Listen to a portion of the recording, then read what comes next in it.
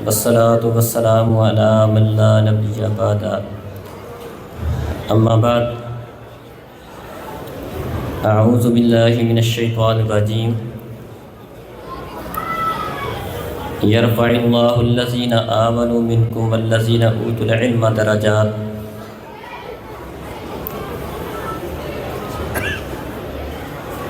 محترم عزیز بھائیوں اور بزرگوں، معزز ماؤں بہنوں،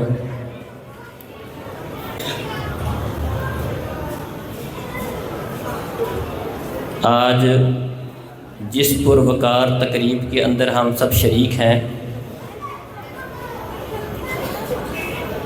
تقریب تکمیل صحیح بخاری،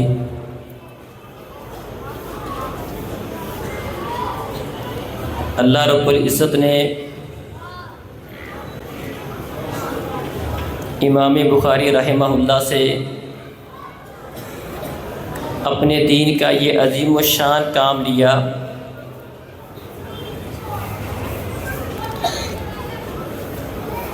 کہ ہر ادارے کے اندر ہر سال صحیح بخاری کی تکمیل کے موقع پر ایک تقریب کا انعقاد کیا جاتا ہے، جس میں امام بخاری رحمہ اللہ کی خدمات کا تذکرہ بھی ہوتا ہے اور ان کی سیرت پر بھی گفتگو کی جاتی ہے۔ اللہ تعالیٰ نے امام بخاری رحمہ اللہ سے جس عظیم الشان خدمت کا کام لیا، حدیث کی وہ کتاب جس کو اصح الکتب بعد کتاب اللہ قرار دیا جاتا ہے کہ کتاب اللہ کے بعد سب سے صحیح ترین کتاب صحیح البخاری ہے۔ امام بخاری رحمہ اللہ کے بارے میں ان کے اساتذہ، ان کے معاصر، ان کے شاگرد کس قسم کے خیالات رکھتے تھے، امام بخاری رحمہ اللہ کے استاذ محترم قتیبہ بن سعید بیان کرتے ہیں کہ میں نے محدثین کو بھی دیکھا، ان کے ساتھ بھی بیٹھا، اور میں نے فقہاء کی مجلس بھی دیکھی، فقہاء کے ساتھ بھی بیٹھا، عابدوں زاہدوں کے ساتھ بھی میرا بیٹھنا ہوا، لیکن وما رأیت منذ اکلت مثل محمد ابن اسماعیل، جب سے میں نے شعور سنبھالا، میں نے جس طرح کا محمد بن اسماعیل کو پایا، امام بخاری کو پایا، اس طرح کا میں نے کسی کو نہیں پایا۔ وَهُوَ فِي زَمَانِهِ كَعُمَرَ فِي أَصْحَابِهِ، امام بخاری اپنے زمانے میں اس طرح تھے جس طرح کہ عمر فاروق رضی اللہ عنہ اپنے زمانے میں تھے، جس طرح کہ عمر فاروق رضی اللہ عنہ علم، زہد، تقوی کے لحاظ سے باقیوں کے اوپر ان کو فوقیت حاصل تھی، اسی طرح امام بخاری رحمہ اللہ کو اپنے زمانے کے لوگوں پر اس طرح فوقیت حاصل تھی۔ اور ان کے معاصر امام مسلم رحمہ اللہ فرماتے ہیں لا یبغضک الا حاسد واشهد انه ليس في الدنيا مثلک۔ ایک دفعہ امام بخاری کو مخاطب کر کے کہتے ہیں کہ آپ سے حسد کرنے والا صرف اور صرف وہ شخص ہو سکتا ہے، آپ سے بغض رکھنے والا بندہ صرف اور صرف وہ ہو سکتا ہے جو آپ سے حسد کرتا ہے، اور میں اس بات پہ گواہی دیتا ہوں کہ دنیا میں آپ کی طرح کا کوئی نہیں ہے۔ یہ انہوں نے اپنے علم کے لحاظ سے امام بخاری رحمہ اللہ کے بارے میں گواہی دی کہ آپ وہ ہستی ہیں کہ میرے علم کے مطابق آپ کی طرح کا کوئی بندہ نہیں ہے. اور متأخرین کی رائے دیکھیں امام بخاری رحمہ اللہ کے بارے میں. ابن حجر رحمہ اللہ کہتے ہیں لو فتحت باب ثناء الائمۃ علیہ ممن تأخر عن عصرہ لفانی القرطاس ونفدت الانفاس فذاک بحر لا ساحل لہ. کہ اگر میں امام بخاری رحمہ اللہ کے بارے میں متأخرین کی رائے کو جمع کرنا چاہوں، اس دروازہ کو کھول لوں، دیکھوں کہ متأخرین نے، بعد میں آنے والوں نے امام بخاری رحمہ اللہ کے بارے میں کس قسم کی گفتگو کی ہے، ان کی کس قسم کی تعریفات کی ہیں، کس قسم کی ان کی سیرت کو بیان کیا ہے،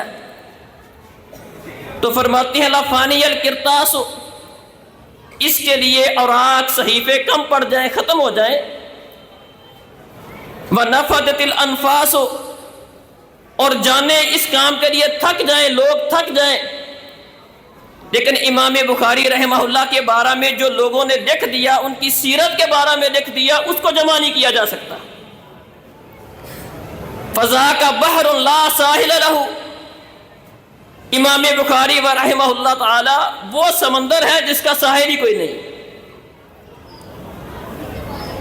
آخر امام بخاری رحمہ اللہ کے اندر کیا خوبیاں تھیں جن کی بدولت اللہ احکم الحاکمین نے ان سے اتنا عظیم و شان کام لیا؟ امام بخاری رحمہ اللہ کی سیرت بہت وسیع ہے، سیرت کے بڑے پہلو ہیں ان کے جن پہ گفتگو کی جا سکتی ہے. میں مختصر وقت کے اندر امام بخاری رحمہ اللہ کی سیرت کے حوالے سے چند ایک پہلوؤں کے اوپر تھوڑا سا تذکرہ کروں گا. امام بخاری رحمہ اللہ سے جو اللہ تعالیٰ نے عظیم و شان کام لیا، حدیث کی خدمت کا کام لیا، اس میں ایک بہت بڑا کردار ان کے والد محترم کا تھا. امام بخاری رحمہ اللہ کے والد محترم اسماعیل خود بھی محدث تھے اور بہت زاہد عابد تھے. احمد بن حفص بیان کرتے ہیں کہ میں اسماعیل کی وفات کے وقت ان کے پاس موجود تھا، تو اسماعیل کہنے لگے لا اعلم من مالی درہما من حرام ولا درہما من شبہۃ. اسماعیل امام بخاری رحمہ اللہ کے استاد محترم بہت سارا مال چھوڑ کے گئے تھے، تاجر بھی تھے. کہنے لگے جتنا میں نے مال چھوڑا ہے اس سارے کے سارے مال کے اندر میرے علم کے مطابق ایک درہم بھی ایسا نہیں ہے جو حرام کا ہو، بلکہ ایک درہم بھی ایسا نہیں ہے جو شک اور شبہ والا ہو. ہم میں سے بہت سارے لوگوں کی خواہش ہوتی ہے، بلکہ سب کی خواہش ہے کہ ان کی اولاد نیک بنے، اللہ تعالیٰ ان سے کوئی دین کا بہت بڑا کام لے لے. محترم بھائیو، اس بات کو ذہن میں رکھیں، دین کا عظیم کام کرنے کے لیے اپنی اولاد کی تربیت جہاں پر کرنا ضروری ہے، وہاں پر خود اپنی اصلاح کرنا بھی ضروری ہے. اپنی اولادوں کو بالخصوص حلال کی کمائی سے ان کی پرورش کرنا، ان کے لیے اس رزق کو فراہم کرنا جو رزق حلال ہو، یہ انتہائی ضروری ہے. حرام کی کمائی پر پلنے والی اولاد وہ والدین کی آنکھوں کی اکثر و بیشتر ٹھنڈک نہیں بنتی ہے. اولاد کی نیکی چاہتے ہو، ان کی اچھائی چاہتے ہو، بھلائی چاہتے ہو، اس کے لیے خود بھی اپنے آپ کو صحیح کرنا ہوگا.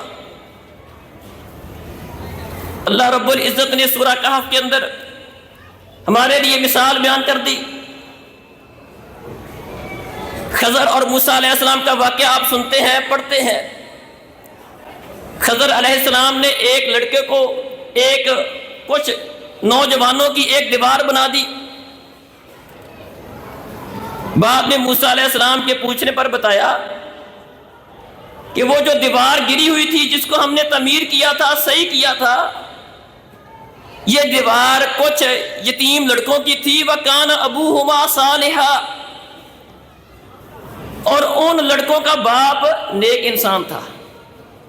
قربان جائیں کہ اگر بندہ نیک ہے، تقوی والا ہے، پرہیزگار ہے، اللہ سے ڈرنے والا ہے، اللہ کی عبادت کرنے والا ہے، اللہ کے حق کو پہچاننے والا ہے، اللہ احکم الحاکمین اس بندے کی صرف اور صرف اس کی فکر نہیں کرتے، اس کو ضائع ہونے سے نہیں بچاتے، بلکہ اس کی آنے والی نسلوں کی بھی حفاظت کرتے ہیں۔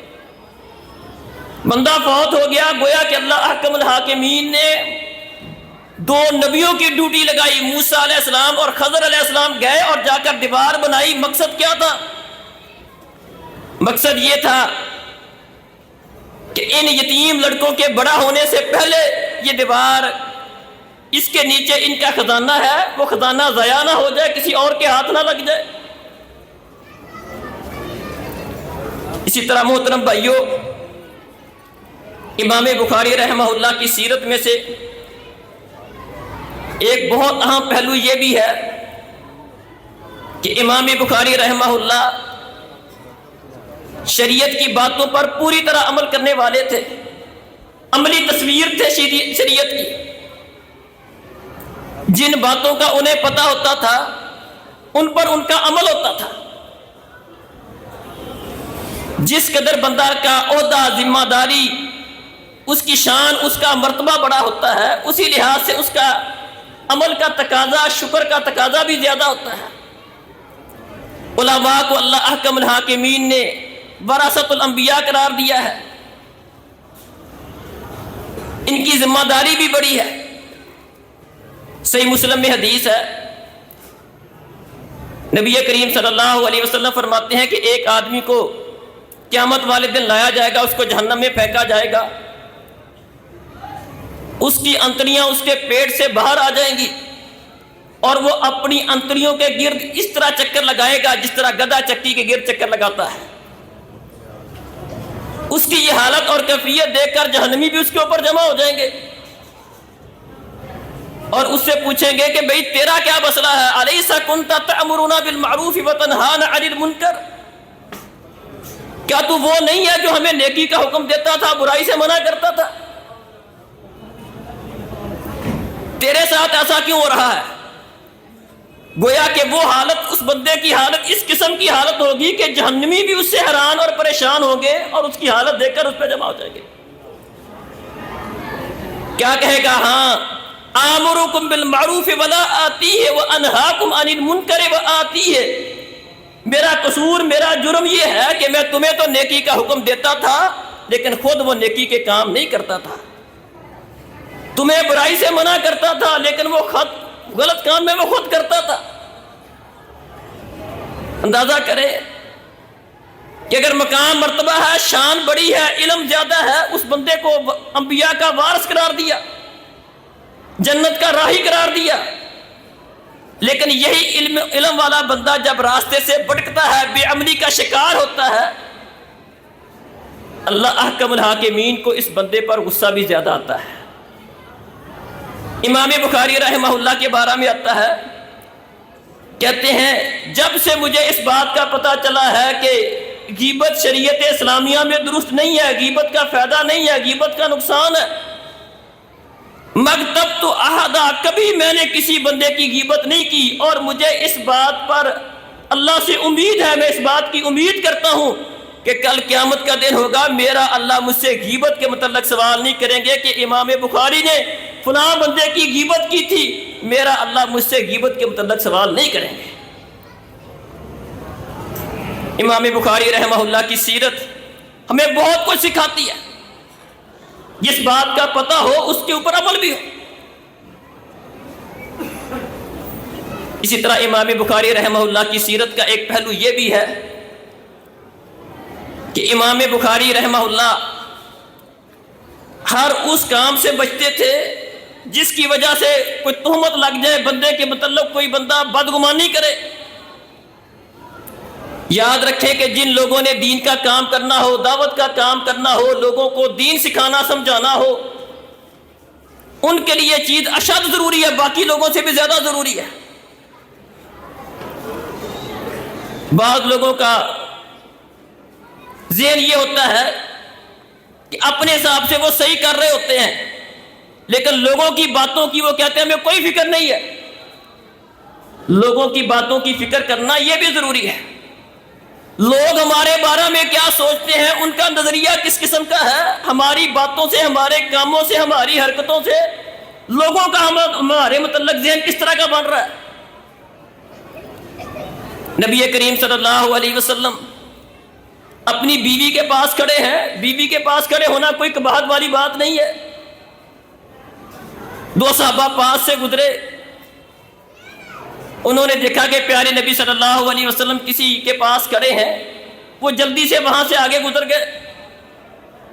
پیارے نبی کریم صلی اللہ علیہ وسلم نے فرمایا الا رسلکما، ٹھہرو ٹھہرو، ادھر آؤ، یہ میری بیوی صفیہ ہے۔ صحابہ کہتے ہیں سبحان اللہ، اللہ کے رسول ہم آپ کے بارے میں کوئی غلط بات سوچ سکتے ہیں؟ فرمایا شیطان بندے کے جسم کے اندر خون کی طرح گردش کرتا ہے، اب نہیں کسی اور وقت شیطان تمہارے ذہن میں بات ڈال سکتا ہے کہ پتہ نہیں کس کے بات کرے تھے۔ اب پیارے نبی کریم صلی اللہ علیہ وسلم سے بڑھ کر صحابہ کو عزیز کون تھا؟ ان سے بڑھ کر ان کے نزدیک اچھے خیال رکھنے والا، جن کے متعلق بندہ اچھی سوچ سکتا ہے، کون ہو سکتا ہے؟ لیکن اس کے باوجود نبی کریم صلی اللہ علیہ وسلم نے اپنی پوزیشن کو واضح کیا، فرمایا یہ میری بیوی ہے۔ امام بخاری رحمہ اللہ بھی اس بات کا بڑا خیال رکھتے تھے، انہوں نے بھی دین کا کام کیا، دین کا کام کرنے والا دائی، راہ جہاد کا مسافر، طالب علم، اس کو اس بات سے بچنا انتہائی ضروری ہے کہ ہر اس کام سے بچے جس کی وجہ سے لوگوں کا اس کے متعلق گمان غلط ہو سکتا ہے، لوگوں کی سوچ غلط ہو سکتی ہے۔ امام بخاری رحمہ اللہ ایک سفر میں ہے، سمندری سفر ہے، ایک اور آدمی نے اس سے کوئی ان کے آہستہ آہستہ قریب ہوا، حال حوال لیے، اسے پتا چلا کہ امام بخاری رحمہ اللہ کے پاس 1000 درہم ہے۔ 1000 درہم کا موٹا سا مطلب یہ ہے کہ آج کل کے حساب سے 10 کروڑ روپے ہیں۔ 1000 دینار ہے، اور 1000 دینار کا مطلب یہ ہے کہ 10 کروڑ روپے کی مالیت تقریباً امام بخاری کے پاس ہے۔ اس بندے نے امام بخاری رحمہ اللہ سے وہ 1000 دینار گویا کہ 10 کروڑ روپے ہتھیانے کے لیے ایک ہیلا کیا کہ شور کر دیا کہ میرے 1000 دینار گم ہو گئے ہیں، کسی نے میرے 1000 دینار چوری کر لیے ہیں۔ امام بخاری رحمہ اللہ نے چپکے سے وہ 1000 دینار کی گویا کہ 10 کروڑ روپے کی تھیلی اٹھائی، سمندر میں پھینک دی۔ تلاشی لی گئی، کسی سے وہ تھیلی نہ ملی، لوگوں نے، کشتی والوں نے اس بندے کو ڈانٹا مارا، جھوٹ بول رہا تھا تو۔ سفر ختم ہوا، اللہ اکبر، امام بخاری رحمہ اللہ سے وہ بندہ ملا، کہنے لگا وہ آپ کے پاس 1000 دینار کی تھیلی تھی، وہ تھیلی کہاں گئی؟ امام بخاری رحمہ اللہ فرمانے لگے کہ وہ تھیلی میں نے سمندر میں پھینک دی تھی۔ کہنے لگا 1000 دینار 10 کروڑ روپے آپ نے سمندر میں پھینک دیا؟ کہا ہاں، میں اپنے اوپر چوری کا دبا نہیں لگوا سکتا تھا کہ امام بخاری نے چوری کی ہے، پیسے اپنے ہیں، چوری کے نہیں ہیں، کسی کے نہیں ہیں۔ اس کے باوجود صرف اور صرف اس وجہ سے کہ کوئی یہ نہ کہہ دے کہ امام بخاری رحمہ اللہ نے چوری کی ہے،